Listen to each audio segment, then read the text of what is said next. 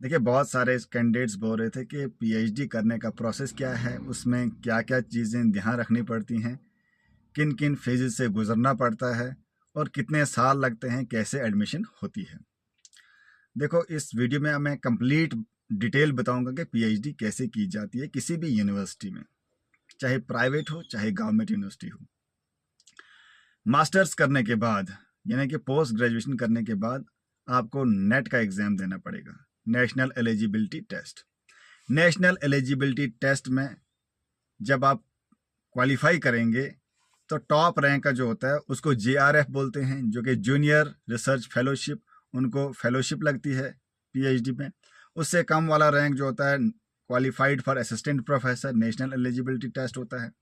उससे कम वाला रैंक वाला जो होता है वो ओनली क्वालिफाइड फॉर पीएचडी होता है। तो ये 3 रैंक्स होते हैं। अगर आप 3 रैंक्स में से कोई वाला भी रैंक क्वालिफाई कर ले रहे हैं तो आप पीएचडी के लिए एलिजिबल हो रहे हैं। तो आपको कोई भी यूनिवर्सिटी जो है एडमिशन देगी पीएचडी में। पीएचडी में जब एडमिशन ली उसके बाद फर्स्ट 6 मंथ आपका कोर्स वर्क रहता है।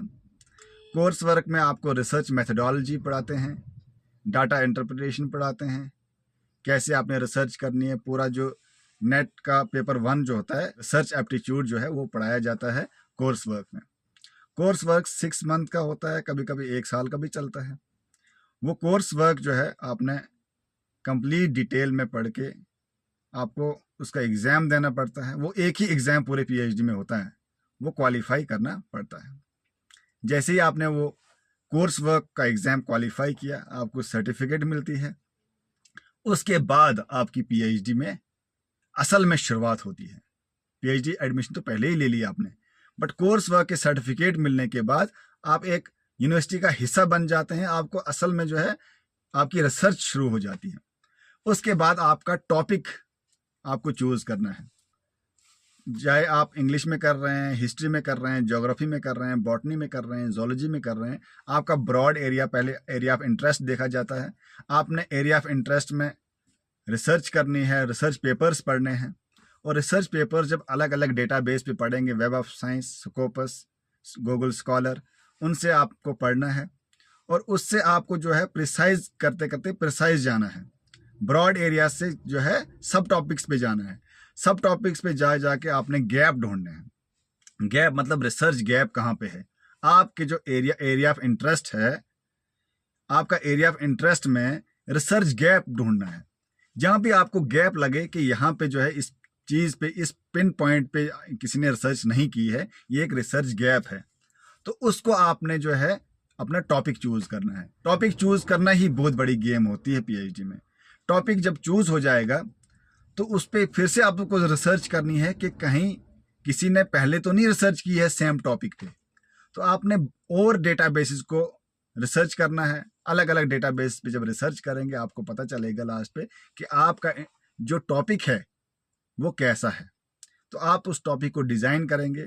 टॉपिक को डिज़ाइन करके उसके बाद जो है रिसर्च गाइड से डिस्कस करेंगे। रिसर्च गाइड आपको जो है गाइड करेगा। उसके बाद आपको साइनॉप्सिस बनानी है। साइनॉप्सिस बनाते टाइम आपने ये ध्यान रखना है कि आपके ऑब्जेक्टिव्स क्या होंगे, आपकी रिसर्च मेथडोलॉजी क्या होगी, क्या मेथड्स आप यूज़ कर रहे हैं रिसर्च में, आपका जो कंक्लूजन है वो कंक्लूजन कैसा आएगा, उसके रिजल्ट कैसे आएंगे, ये सब आपने उसमें देखने हैं। तभी आप जो है साइनॉप्सिस तैयार कर पाएंगे। साइनॉप्सिस तैयार करना एक बहुत बड़ा चैलेंज रहता है यूनिवर्सिटी में, और वो बहुत बार रिजेक्ट भी होता है। जब आप साइनॉप्सिस को डिफेंड करने के लिए प्रेजेंटेशन देंगे, वहाँ आपके सामने प्रोफेसर्स होंगे, सीनियर प्रोफेसर्स होंगे, तो वो आपके क्वेश्चन पूछेंगे। अगर वो आप अच्छी तरह डिफेंड कर पाए, आप ये साबित कर पाए कि आपका जो साइनॉप्सिस है वो गैप को फिल कर रहा है, आपकी थीसिस जो है वो गैप को फिल करेगी, उस पर कोई रिसर्च नहीं हुई है, आपने पूरे गैप्स ढूंढे हैं, गैप्स ढूंढ के आपने जो है टॉपिक चूज़ किया है, और आपकी रिसर्च मेथडोलॉजी अच्छी है, आपके जो ऑब्जेक्टिव्स हैं, जो अचीव करने हैं आपने ऑब्जेक्टिव्स उस रिसर्च में, वो अच्छे हैं, तो तभी आपकी साइनॉप्सिस जो है वो एक्सेप्ट हो जाएगी। जब आपकी साइनॉप्सिस एक्सेप्ट हो जाती है तो बहुत बड़ा चैलेंज जो है आपने पार कर दिया। उसके बाद आपको कुछ रिसर्च पेपर्स लिखने हैं, वो वेब ऑफ साइंस, स्कोपस या यूजीसी केयर लिस्टेड जर्नल्स में पब्लिश करवाने हैं। वो भी एक बहुत बड़ा चैलेंज रहता है। उसमें आपको बहुत रिसर्च करनी पड़ेगी। उसमें आपको यूनिवर्सिटी के नाम्स के अकॉर्डिंग जो है अपने पेपर पब्लिश करने हैं। पेपर्स किसी यूनिवर्सिटी में 3 होते हैं, किसी में 4 होते हैं। जैसे हमारी चंडीगढ़ यूनिवर्सिटी में 3 पेपर्स वेब ऑफ साइंस या स्कोपस में पब्लिश करवाने थे। तो अलग अलग यूनिवर्सिटी में अलग अलग नॉर्म्स होते हैं, वो पेपर्स पब्लिश करवाने हैं। उसके बाद आपको पेपर्स पब्लिश जब करवाओगे, उसके बाद आपने जो है थीसिस लिखनी है।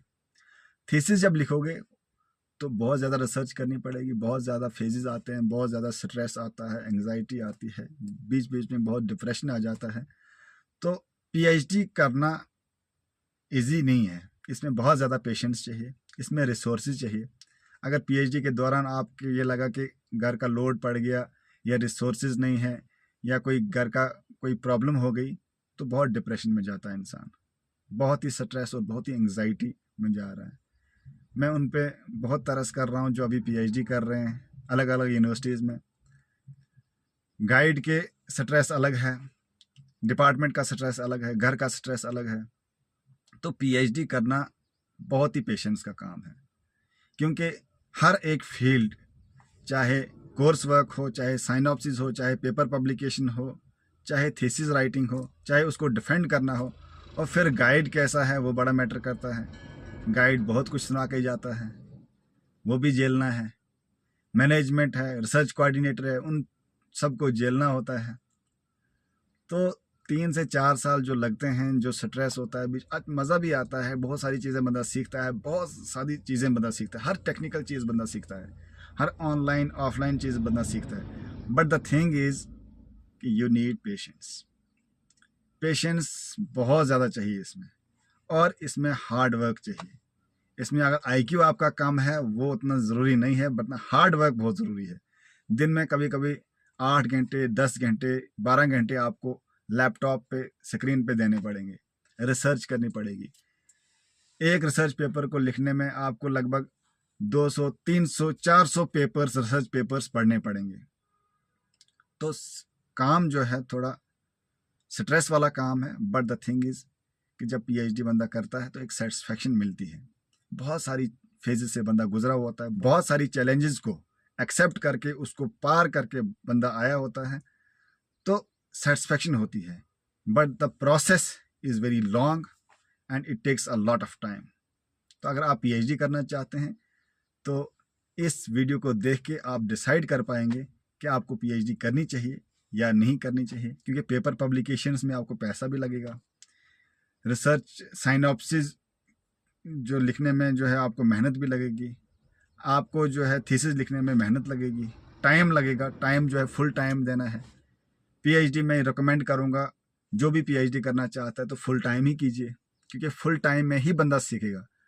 जो पार्ट टाइम करते हैं वो भी सीखते हैं, बट द थिंग इज़ जितना फुल टाइम बंदा सीखता है, यूनिवर्सिटी का जो एनवायरनमेंट है वो देखता है, तो उससे बंदा ज़्यादा सीखता है। मैंने फुल टाइम की है पीएचडी, तो मैं अपने एक्सपीरियंस से आपको बताऊंगा कि स्ट्रेस आता है, एंग्जाइटी आती है, डिप्रेशन आता है, बट द थिंग इज़ बहुत कुछ बंदा सीखता है फुल टाइम पीएचडी में। तो मैं आपको भी यही रिकमेंड करूँगा कि फुल टाइम पीएचडी कीजिए अगर करनी है। और पहले रिसोर्सेज का ध्यान रखिए, टाइम का ध्यान रखिए कि टाइम जो है 4 साल कम से कम लगने ही लगने हैं।